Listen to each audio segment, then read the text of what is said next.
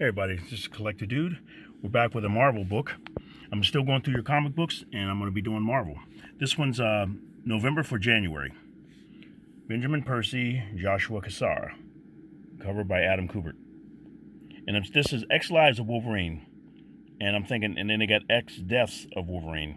If Wolverine can't save the past, the only future is death. So this looks pretty big. So everything's going on with Krakoa and Trial of Magneto and all of those stuff like that. So they got everything going on. But I wonder how this ties in with that. It's supposed to be something huge leading into the future of the X-Men and everything. So I might pick it up. They got X Lives and they got X Deaths. So it's just a bunch of different stuff. So we'll figure out how that goes as we go along. Let's go in here. Sabretooth here. And either he died or something like that, and he's in the pit, it says. But pretty scary. I like Ryan Stegman's artwork. Very cool. I once said he's going to be like the next Todd McFarlane. That might have been a little big stretch and everything like that, but I do love his artwork.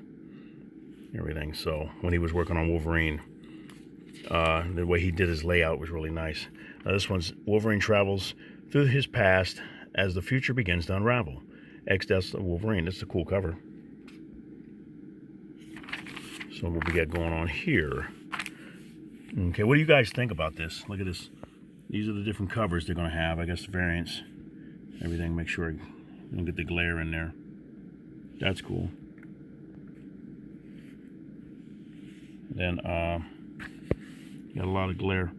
Try to have to angle this a different way or something. Let me see if I can angle it. So it's not so bad. There we go. But this one, the biggest Wolverine story of all time, begins here. So that's what this is. Let's see. They want a whole bunch of different covers.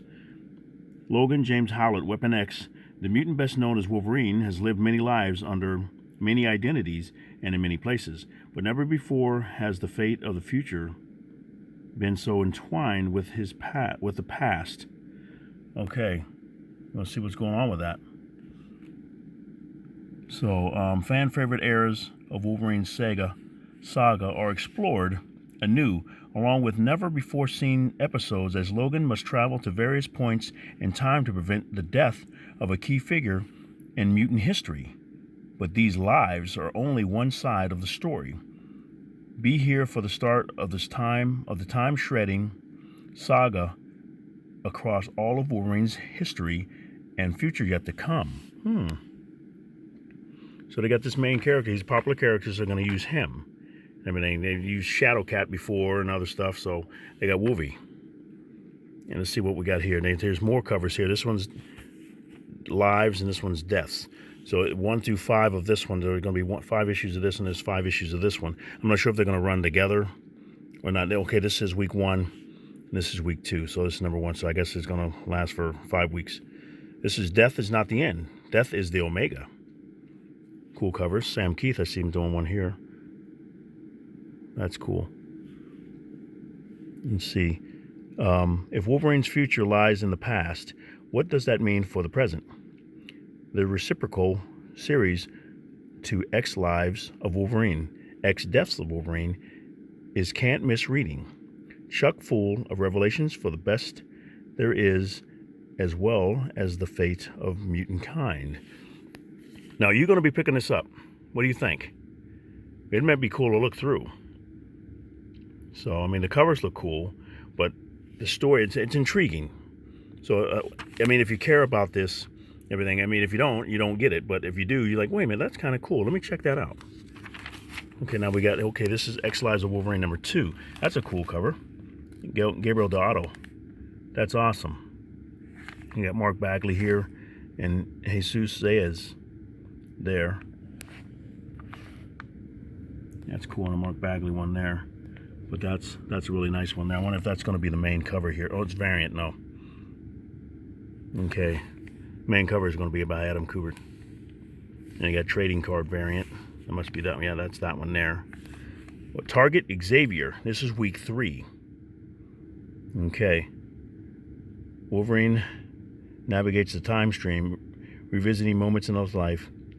Okay, but how does Xavier unite them all? And then we got another cover over here. That's the main cover there, Adam Kubert. That's cool. We got X Deaths. This is number 2 of 5. The hunt is on. No one is safe. The future is at stake. The only certainty in life is death and Wolverine. It's classified right there, whoever that image is in the back there. Devil's Reign, the first book of this was very good. I liked it. I'm tired of them like they're coming after the heroes again, and they're coming after the villains because they want to stop them since they don't like them. And we know Kingpin is no good, and he's got that facade where everybody thinks he's good, and I don't know what the people in New York think of him, but we know the heroes know that he's no good. And since he's going after them to try to take them out so they can't reveal what's going on with him and his son, they're going to be fighting him. So it's like these are the good guys, and you got him in government or political power using his using it for the wrong purposes to take out the good guys, which isn't good. I hate stuff like that. That's crazy. So here we go with Devil's Reign, number 3 of 6. They keep coming after the heroes all the time. Okay, this one's Chip Zdarsky again. I'm gonna make sure I collect these because I got the first one I liked. I'd like to do a flip through of it once I get through the stack of comic books that you guys won. Like I said, I'm gonna get through them all this week and make sure I get them in the mail by Monday because I'm off on Sunday and Monday, so I'll make sure I get them all in the mail, if not before some of them, because some of them already looked through, like the X-Men book or X-Force book. But this is cool. Let's see. New York City stands at the brink of disaster as Mayor Wilson Fisk has at last reached a breaking point with an army of supervillains at his back. And a deputized crew of supervillainous thunderbolts on the streets and in every police station. You got to be kidding me. Worse still, he's put the Marvel Universe's most powerful tools into all 6 hands of one of its most diabolical minds, unaware of the disaster that could befall the entire city as a result. As a gauntlet of supervillains stand between Captain America, Iron Man, Spiderman, and Daredevil in liberating the heroes who have been captured by Fisk's law enforcement, they're all about to learn that the danger is closer than they ever thought possible. Civilians, heroes, even children. No one is safe from the Kingpin's wrath. Are you out of your mind, Kingpin? He's like Maestro. Everybody's going crazy. You can't do that. He's going to put these all guys... And I wonder if I got to read it and see whether the public is fooled by him to think that these guys are bad guys. And everything. We're on the outside and we're looking in. And we're going, wait a minute, these guys aren't bad. But if you're actually there and you're listening to him, and you think, well, yeah, they are bad. Unless you have somebody that sees and goes, wait a minute, no, they're not bad. I met this guy, this. They helped me. They did this. Oh, you're crazy. They need to be stopped, and all this other stuff. And you never know. It's like, it's almost like real life stuff that's going on. And when they tell these stories, I love this stuff because I want to see what goes on here, and you wonder what's going to go on in real life with everything that's going on. So cool. Oh, Devil's Reign. See, I'm not getting all of these though. I'll get the main title, but all of these, like I said, I did it with King in Black. But I don't want to do it. It's so many titles. Look at this. Devil's Reign Superior 4, number 1. But it's intriguing. I'm looking at this. Okay, what's this say? The fantastic are no more. Long live the Superior 4. Otto Octavius has acquired a taste for the infinite. Empowered by Wilson Fisk, Dr. Octopus faces a tantalizing, unprecedented opportunity to scour the multiverse. Hey, amassing an army of himself. An army to march on our reality, proving Otto's supremacy. And it all begins with his Superior 4. Wow. So he's back to being a bad guy. He's not. I liked him when he was Superior Spider-Man. Now he's back to being a jerk. Wow. Let's see, what's this one? Luke Cage, City of Fire, number 2 of 3. Kingpin turns up the heat, it says. And there's Daredevil. I've got to make sure I get this Daredevil as Elektra. Those are going to be out. Hopefully those will be good too. A good story. Luke Cage and Daredevil are on a dangerous journey across New York City to deliver someone to a safe house. But to do so, they must first get through the lethal regulators, angry mobs, and the mayor himself, Wilson Fisk. Wow. See, there's a variant cover down there. Now we got Devil's Reign here. This one's going to be X-Men number 1 of 3. The Queen's Reign. This one's about Emma Frost. Has many skeletons in her closet, but only one of them is currently mayor of New York City. The truth about the White Queen's secret past from the kingpin of crime comes to light. Oh, as Wilson Fisk makes his play, will his old ally Emma Frost stand in his way or protect the secrets they share? Okay. See, this is what I'm talking about. I want to get this. Daredevil, Woman Without Fear. I like that. That's cool. This one over here, we got Devil's Reign Winter Soldier #1. That's a cool cover. Who did that? Felipe Masafera. That's cool. Then we got Takashi Okazaki. That's cool too. A power-mad Mayor Fisk has been gathering information on superheroes. How far will Bucky Barnes go to steal that file, or steal the file on his own shadowy, half-remembered past as the Winter Soldier? And what horrible revelation awaits him if he can get past the Kingpin? Oh, some secrets are meant to stay buried, and some doors are meant to stay closed. All right, now we got Devil's Reign, Villains for Hire. That's a nice cover. That's cool. I wish they would do him right in the movie, Rhino. Everything, the mechanical one they did with the one dude, I didn't like that one. It was different, but I'm like, it's not what you expected. Kind of like if you see the different Joker, nobody really expected it, but I thought he looked good with Harley, so I standing behind for them. But imagine Heath Ledger's Joker with Harley Quinn, or Jack Nicholson's Joker with Harley Quinn. I mean, it's like that in the comic books and the cartoons, but he looked cooler as Jared Leto with Harley Quinn. But to each his own. Everybody figures they like their Joker, their whatever Joker they have. But to see him in a big bodysuit instead of mechanical would be cool to see Rhino like that. Let's see. So we got New York City is on razor's edge, and there's only one force fighting for the rule of law in the chaos: Wilson Fisk's Thunderbolts. I'm sure they set that up. They make something happen that's bad, and then they come and go, hey, look, we're here to save you. Yeah, right. So we're going to see how that goes. Daredevil, Woman Without Fear, #1 of 3, Chris Bacalo. Bacalo. I keep forgetting. I don't know exactly. I need to find out how to spell his name or pronounce his name. But this one is all the different covers. Todd Nuck's been doing a lot of headshots, but for the past 6-7 months, something like that. Brian Hitch is doing a variant cover. John Romita, I love his cover he did with her. He loves to do Rain, and he's got a Daredevil one too with Rain coming out. Okay, the next pulse-pounding chapter in the saga of New York City's guardian devil, this time starring Elektra as Daredevil. Okay, joined by Rafael Latorre, Chip Zdarsky continues his landmark run and the Daredevil story that spins directly out of the shocking revelations in the pages of Devil's Reign. Elektra is the world's deadliest assassin, and she's taken a vow not to kill. Someone puts themselves directly in her path and with deadly consequences. What else would you expect from the Marvel Universe's greatest hunter? Cool. So it looks like you got her eyes covered up like Daredevil. Everything, but she can see. But she looks cool. I'm going to make sure I get this one, I think. Because I like Chip Zdarsky. I loved his Daredevil run. So I'm going to make sure I get this. I'm not sure if I'm going to get all of these, though. But see, I'm tempted to get them because Devil's Reign. I mean, I can't stand him. I hate when people like that get into powers. Like, you don't need to be in power. You need to have your butt in jail. But somehow he keeps getting out. And he's in power. So hopefully they take him out and they reveal about him. But he'll figure something else out the way they do it because he's a good villain. The villains you love to hate. Oh, this is cool. I got about 10 copies of this coming. I'm going to give them away. I got about 10 of them. I'll probably give away 3 or 4, maybe 5 copies of this. But I love this cover. As soon as when I'm starting to do that, when I see a cover that I like, I get multiples of it. So Elektra, Black, White, and Blood, #2 of 4. This is cool. Look at that. That's a beautiful cover. An awesome assembly of assassin action as only the House of Ideas can provide. Elektra Nachios has a reputation for being as intelligent as she is deadly. And on the seedy streets of the island called Madripoor, a drifter named Patch is about to discover why. Wow, wow, wow.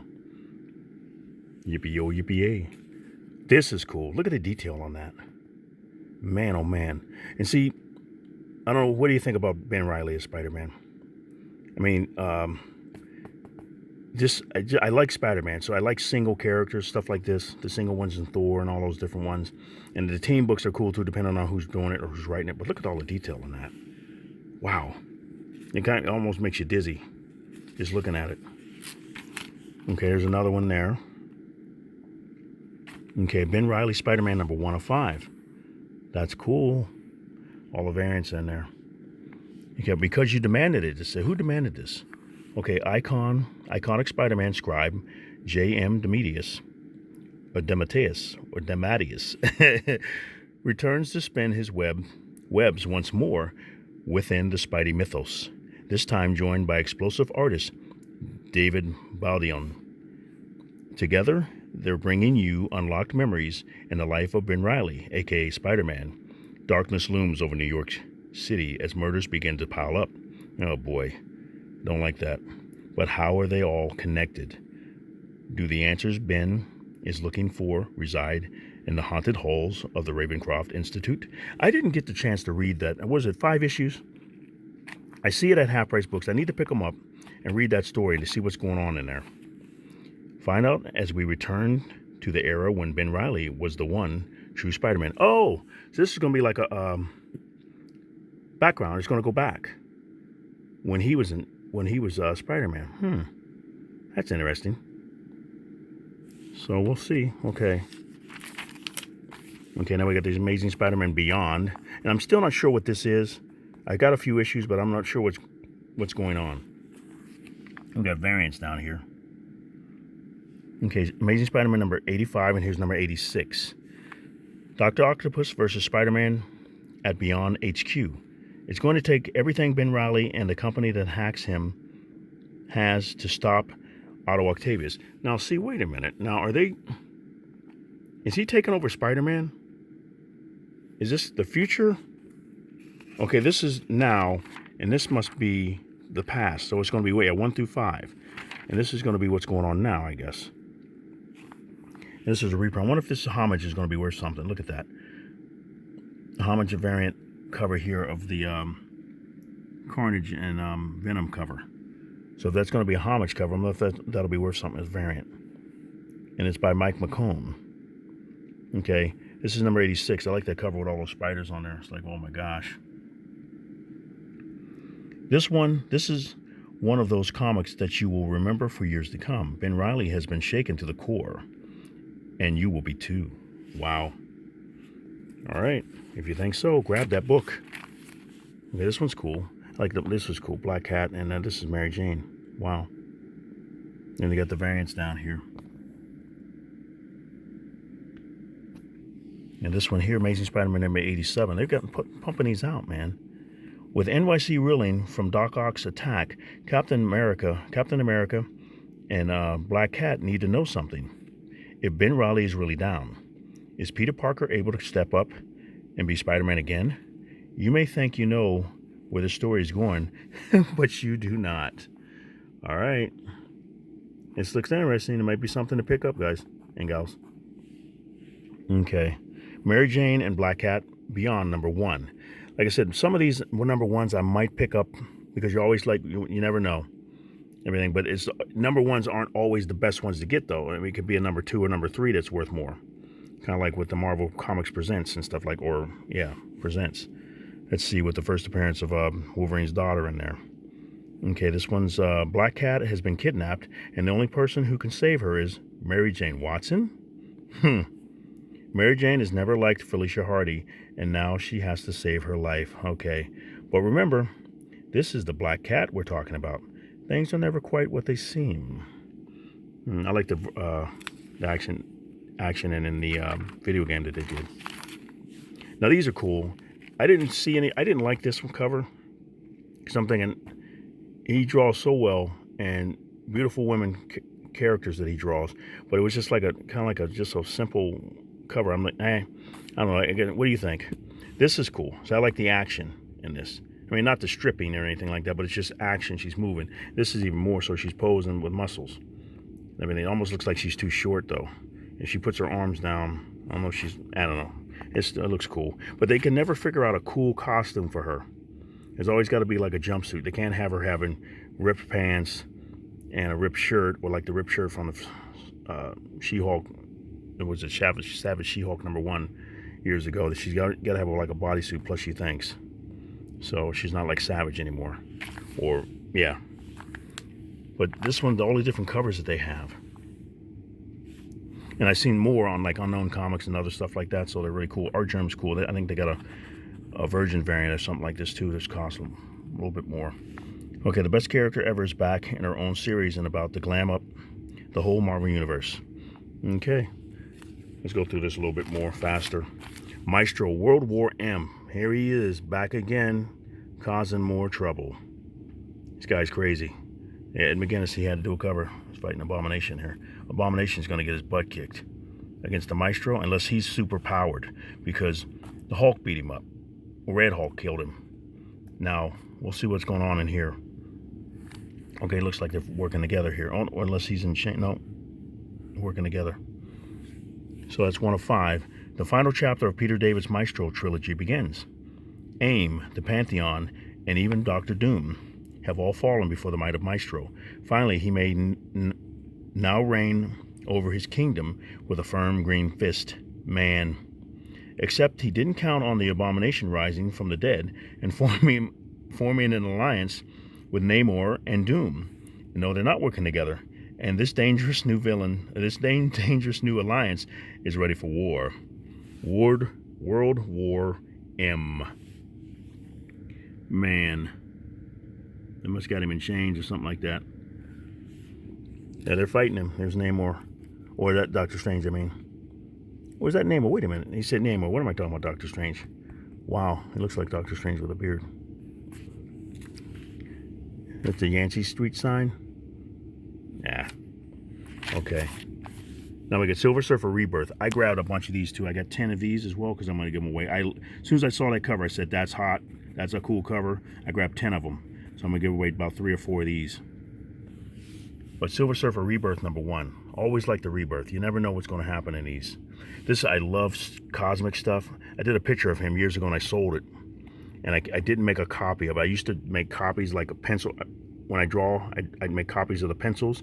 I make copies of the inks and copies of the colors.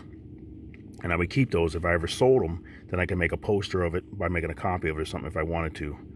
And I'd have the original gone. But I sold the original that I colored and never got a picture of it or anything. I was like, but I did it like this with the cosmos and everything in it. It was pretty cool. Okay, here we go with They're Back. No, we don't mean the guys on the cover. We're talking about legendary creators Ron Mars and Ron Lim returning to tell a story set during their fan favorite run of Silver Surfer. Someone has stolen the reality gem, an object that allows the user to fulfill any wish, no matter the consequences. Wow. But whoever's taken it is doing things like bringing back the dead hero Captain Marvel. It's up to Silver Surfer to team up with the least likely of allies, Thanos, to find the gem and restore reality to its proper form. Wow. That's going to be interesting. That's why I grabbed these. I love that cover. It just grabbed me. This one, there's a wraparound cover by Claudio Castellani. Love his artwork. Very cool. Let's see what's going on now. Here we go. Sabretooth #1 of 5.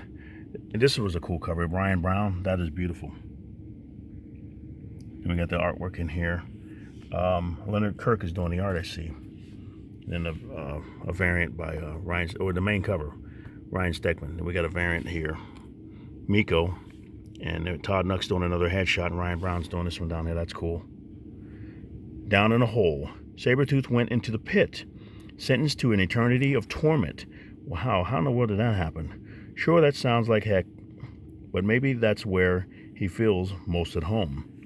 What's he been doing down there? Yeah. What secret deal has changed his fate forever? And what if he's not alone? Award-winning novelist Victor Lavelle teams up with amazing artist Leonard Kirk to bring us the story of what lies beneath Krakoa. Wow, what in the world are they going to do? Now, if he went there, somebody must have killed him or something. And that's what he deserves, so he went there, so I guess. And then that's what they're going to tell a story how he made a deal and he's coming back out. Nobody ever stays dead. That's why when they're talking about how are they going to bring back Tony Stark, because he died in that movie, and when he used the Infinity Gems, he died. Well, how are they going to bring it back? How are they going to bring back Black Widow? How are they going to bring back Gamora? They're going to do it, and they're going to make a cool way to do it. So they got to bring them back. They can't stay dead. Okay, now we got Silk. That's a cool cover. Let's see, a variant down here. Get some variants. Silk is back, she says, or it says here. Cindy Moon returns as the web-spinning spider hero Silk in an all-new, all-star series as Silk gains popularity in the public eye. Cindy is questioning her place in the world, but existentialism will have to wait when a powerful new villain is turned loose. Uh-oh. Hate that when that happens. In a race against the clock. Okay, Silk discovers the dangers of ancient Korean magic and social media. Don't miss the comics debut of stunning storyteller Emily Kim and the return of legendary comic artist Takeshi Miyazawa. That looks cool. Uh-oh, then we got Fantastic Four Reckoning War. Man. Fantastic Four Reckoning War Alpha, #1. Oh, that's cool. I like the artwork on that. This guy looks powerful. Hope we don't have a glass jaw. Carlos Pacheco's doing the art. Cool. 15 years in the making, and it all kicks off here.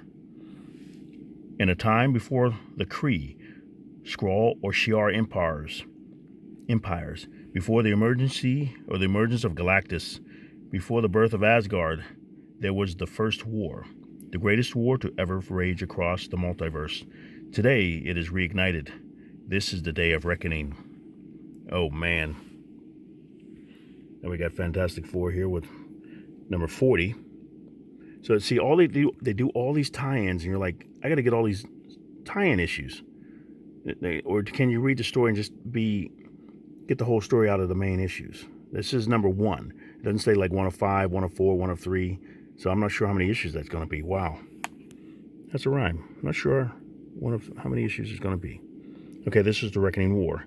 The opening shot of the Reckoning War has left the Earth in complete and utter chaos. Wow. Always does that. And it turns out that we are not alone. The entire universe is on fire. Man, the enemy has had eons to prepare for this attack. Reed Richards has had 2 hours to mount a defense. Johnny Storm has gone full supernova. Sue Storm has become completely invisible. Even the Watchers can't see her. Oh, man. And Colonel Ben Grimm, for the first time in a long time, is ready to go to war. Wow. We'll see with that. We'll see what's going to happen. Okay, Avengers Forever, #2. Now, I saw the first issue. I didn't get it. But the artwork looks really nice. I'm going to have to check this out. Wow. Who's doing the artwork on this? Okay. Variant cover by Russell Dodderman. Aaron Cooter. It looks nice. I like the pencils and everything. Vengeance in the Wasteland. On an alternate Earth ravaged by the multiversal masters of evil, Ghost Rider Robbie Reyes has been taken prisoner by the planet's dark wastelands. He is powerful on Agents of S.H.I.E.L.D. I've just seen some of the stuff on YouTube to see him change and start fighting. Man. Okay. On the wastelands. Okay, let's see. Ghost Rider Robbie Reyes has been taken prisoner by the planet's dark waste lords, the brutal war machines. And what the writer endures at their hands will change him forever into the most unbridled force of vengeance, oh my gosh, any universe has ever seen. That's unless Ant-Man, Tony Stark, and his bunch of raging ragtag heroes can pull off the mother of all rescues. Now that's going to be different. Okay. Okay, I'll do 2 more. I'll do these 2 and I'll start another one after this. Okay, then we got The Thing, #3 of 6. That's cool. I got a variant down here by E.J. Sue. That's different. Okay, Walter Mosley's foray into the Marvel Universe continues. It's time for the greatest rematch in the cosmos as Ben Grimm collides with his old sparring partner, the champion of the universe, once more. But this time, it's no prize fight. The stakes are life or death, not just for the Thing, but also his newfound friends and maybe the world itself. The pugilistic parade of Paragon perfection. Okay, now we got the last one here. Black Panther number 3. It's Legends number 3 of 4. Cool. That reminds me of 300, which I see is on Netflix right now. It's time for T'Challa to claim his throne. Okay, T'Challa's adopted brother, Hunter, has taken control of the Hatut Zaraz and is using his secret police force to keep T'Challa in exile. That's not nice. If T'Challa doesn't come home, he can't continue his plan to open Wakanda, which Hunter blames for their father's death. But T'Challa now knows just how much the rest of the world needs them, and just what kind of king he wants to be. Follow the new origin story by New York Times best-selling author Tochi Onyebuchi and artist Fran Galan. That's very cool. All right, I'm going to do part 2 after this. Thank you very much for watching. Let me know what you guys are going to be picking up. You guys have a great day, and Collector Dude is out.